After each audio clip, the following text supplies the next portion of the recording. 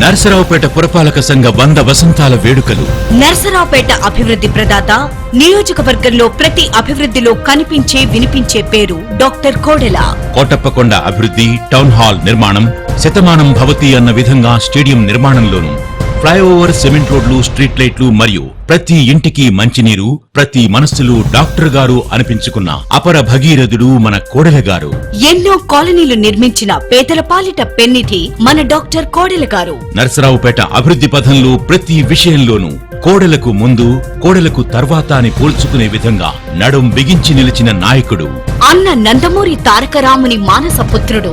చంద్రన్న పాలనలో అపర చాణుక్యుడిలా వ్యవహరించి జిల్లా, రాష్ట్ర స్థాయి రాజకీయాలలో తనదైన ముద్ర వేసుకుని పదవి తనకు అలంకారం కాదు, పదవికే తాను అలంకారమన్న విధంగా ఎన్నో మంత్రి పదవులు నిర్వహించి రాష్ట్ర విభజన తరువాత నవ్యాంధ్రప్రదేశ్ మొదటి శాసనసభాపతిగా పదవిని చేపట్టి పలనాటి ముఖద్వారమైన నరసరావుపేటలోను పల్నాటి పులి అని అభిమానులచే పిలువబడుతున్న నిజమైన ప్రజానాయకుడు డాక్టర్ కోడెల శివప్రసాదరావు గారి ఆశీస్సులతో మరియు మన నరసరావుపేట మున్సిపాలిటీకి సేవలందించిన ఎందరో మహానుభావులు, వారి అందరి స్మరణతో పురపాలక సంఘ చైర్మన్ శ్రీ నాగసరపు సుబ్బరాయ గుప్తా గారు, వైస్ చైర్మన్ శ్రీ షేక్ మీరావలి గారు మరియు మున్సిపల్ కమిషనర్ శ్రీ ఏ భానుప్రతాప్ గార్ల సారథ్యంలో మున్సిపాలిటీ 100 సంవత్సరాల వేడుకలు అక్టోబర్ 4వ తేదీ నుండి ప్రారంభమగును.